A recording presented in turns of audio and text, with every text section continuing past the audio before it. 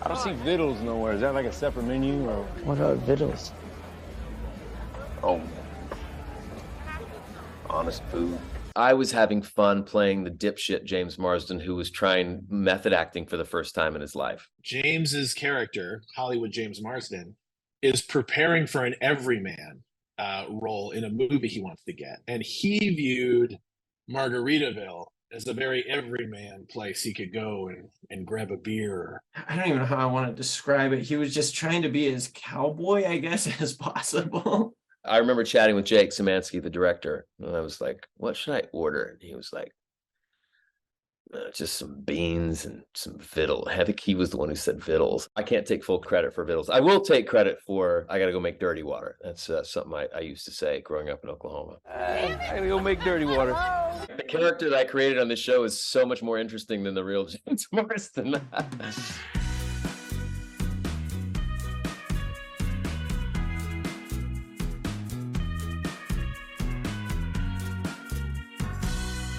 Hi, I'm Ronald. I play Ronald in Jury Duty. Hey everyone, I'm Chris Pine, and I play James Marsden in Jury Duty. Hi, I'm Edy Modica.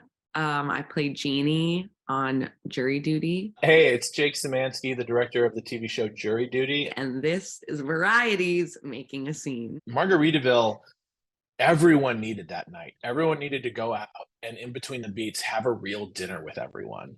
And we felt it in our cast, and we felt it in Ronald too. I think that's why the scene worked, because everyone really was kind of bonding in a special way, and that kind of all came together at Margaritaville. We found out we were going to Margaritaville because that was one of the beats that was written in the scripts. A lot of people talk about Jury Duty and say, hey, it's a full improvisational, and yes, there's a lot of it is improv, but some of our unsung heroes are our brilliant comedy writers who crafted these amazing 7 scripts that were all structures, just like outlines of story beats. The idea of Margaritaville definitely came out of our writer's room, our WGA writer's room.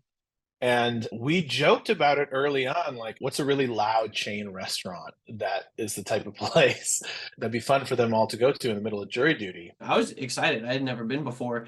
And also, too, never having served jury duty before, I didn't know if we were able to go out or not. We had been sequestered for 2 weeks, so I was thinking, I don't know, maybe. We would start every day about 2 hours before Ronald would show up. It was a ton of production planning. How do we, number one, make it seem real, and number two, actually pull this off? I was a little concerned that because they didn't play any music because they couldn't for sound, how is he going to walk in a Margaritaville and it's silent? But we were so good, he believed it.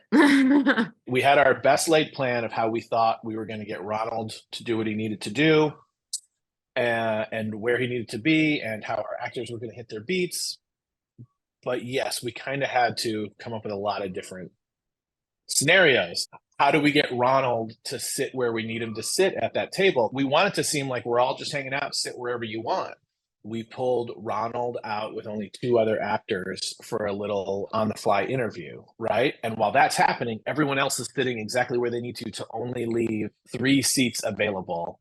And we purposely ask Ronald another question at the end to let the other 2 actors go back first, so it seems like he's just sitting down at the table, but he's sitting exactly where we want him to sit. But we have contingencies for what if something goes wrong. For a regular show, you get to close down the restaurant, put up signs that you're filming. We couldn't do any of that. We had to have a very long talk with the background actors and explain, this is not like a normal set, because you make our world feel real. And we can't have you idly chit-chatting about what someone's call time was, or use any set language like asking where craft services might be.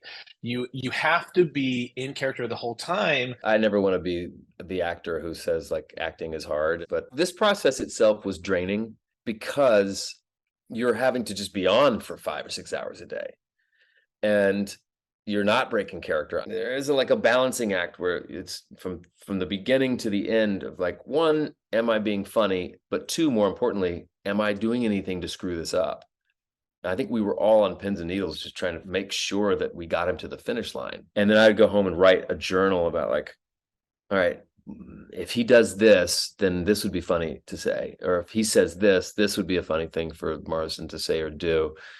So that I felt like I was armed and ready. Once you were in it, it felt hard to waver out of it. And the stakes were so high. So once it began, it was like, all right, we're all like powering through this thing. Some people had earwigs in. Alan the judge and Nikki the bailiff had one in. I didn't want one.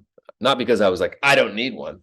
I just, one, was scared he was going to see it. And then I knew that at the end of the day, we would all reconvene and talk about what worked and what didn't work.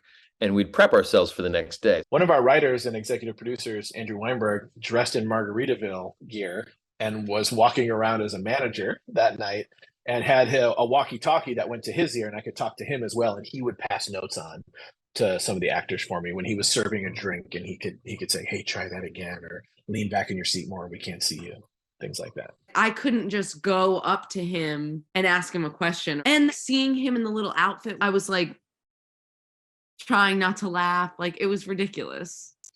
The hardest part about filming in the restaurant versus the courtroom, I think we all felt really comfortable in the courtroom at that point. When we were in the courtroom, that was our like sweet spot where we were in full control. Margaritaville was trickier. Actually, we probably didn't have as many cameras as some of our other scenes, but we were certainly there for four or 5 hours, and we had built 3 Margaritaville themed camera blinds in there. So we had to build like some 2-way mirrors surrounded by like bamboo and colorful parrots, things that seemed like it would fit in the restaurant that we had our cameraman hiding in. Once the cameras are set in a place like Margaritaville and you can't see a camera guy like come out of a box in the middle of dinner, they're in there.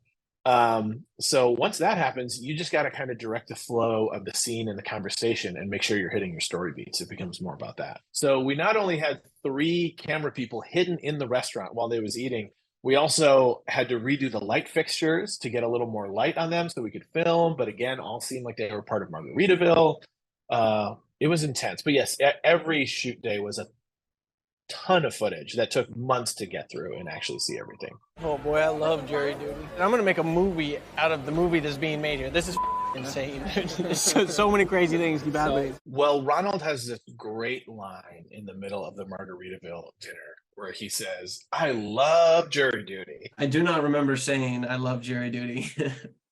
I don't recall saying that, but apparently it happened. You know, the other thing he says at that dinner table is he says, I want to make a movie about the movie they're making here, because he can't believe everything that's happening that night. It was like, again, perfect scripted line that Ronald just said himself. And it's not like that was the first time I had thought it. You know, like I said, we had been sequestered for 2 weeks up at that point. So I had seen how the days were going, and I was like, there's no way that like we couldn't make a movie out of this.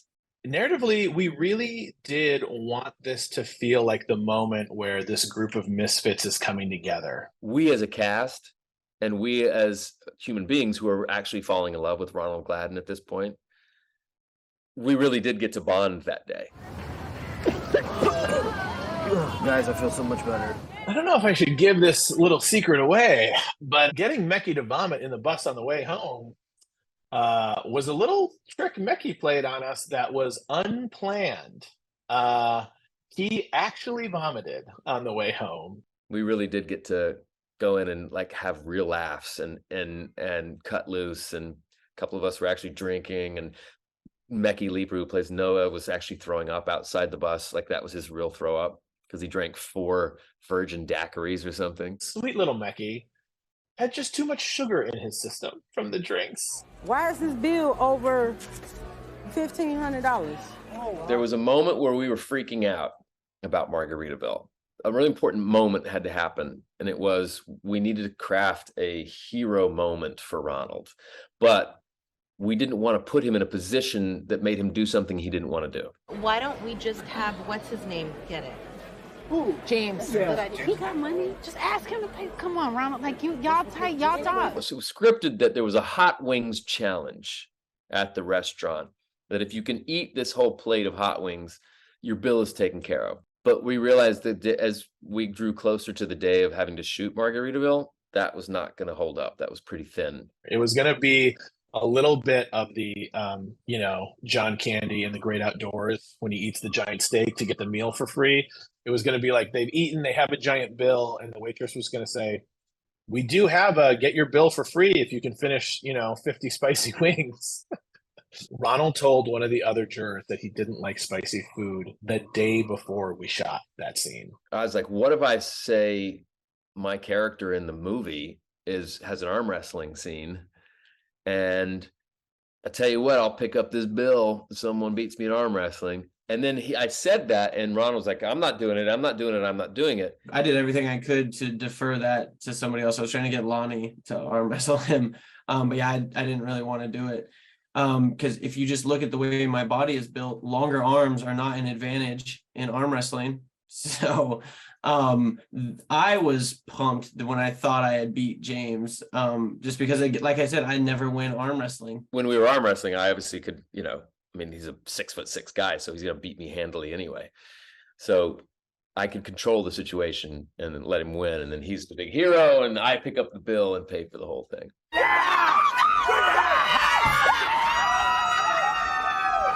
The one thing that I want people to take away from this, like if there was like a message, any underlying message, it's just, well, honestly, it's just to be good to each other. It really is that simple. Like I'm honored that people are calling me a hero. The reason that I feel so weird about that title, though, is because if you look at what I did, all I was doing was just trying to be a decent human being. I was being kind to everyone. I was being respectful automatically. I was helping the people who look like they needed help. Like it's just literally like the things that I feel like should be the default. And so that's why it feels weird to me to be called a hero, because all I was doing was something that I think everyone should do every single day. Ronald is so sweet to people, or he really, like, watching someone like meet people where they're at, even when they're acting insane, is so beautiful. Or like, I feel like it's made me, like, I don't know, if I go to the deli and it's so easy to be annoyed with people all the time, but I feel like it can give you a new perspective watching and be like, you know what?